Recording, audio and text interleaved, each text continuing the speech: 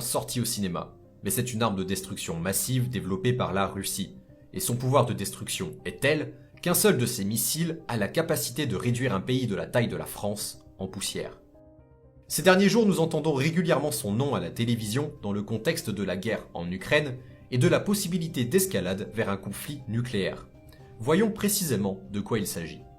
Ce tube de 35 mètres de long et pesant plus de 200 tonnes, c'est Satan II, petit surnom donné au missile RS-28 Sarmat. Développé par le bureau d'études Makeyev, ce missile nucléaire intercontinental a la vocation de remplacer le missile R-36M développé dans les années 60 par l'URSS et qui était déjà surnommé Satan par les experts de l'OTAN. Ce missile est redouté par les gouvernements du monde entier pour plusieurs raisons. D'une part, c'est le missile le plus puissant ayant été développé, et d'autre part, aucun moyen de défense actuel ne permettrait de l'arrêter.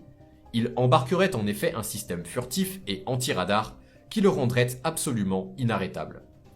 Voyons plus précisément les caractéristiques dévoilées par les autorités russes. Il peut parcourir 10 000 km, ce qui permet à la Russie de frapper à peu près n'importe où dans le monde. Sa vitesse de pointe est de 7 km par seconde. Il peut donc parcourir la distance Moscou-Paris en seulement 6 minutes. Ce missile peut embarquer 10 têtes nucléaires lourdes ou bien 15 têtes nucléaires plus légères. C'est notamment cela qui lui permettrait de détruire une surface de la taille de la France. En effet, avec une puissance d'environ 50 mégatonnes, il est 2000 fois plus puissant que les bombes nucléaires lâchées sur Hiroshima et Nagasaki durant la Seconde Guerre mondiale. Au moment où je sors cette vidéo, il y a toujours la possibilité infime, mais bien réelle, que le conflit ukrainien évolue vers une guerre nucléaire et que Satan II soit utilisé. En effet, Vladimir Poutine, craignant que l'OTAN ne s'engage militairement en Ukraine, a pris la décision de mettre en état d'alerte ses forces de dissuasion nucléaire.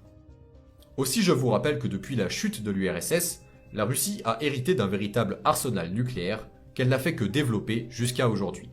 Elle est d'ailleurs la première puissance nucléaire mondiale, devant les États-Unis et loin, très loin, devant la France.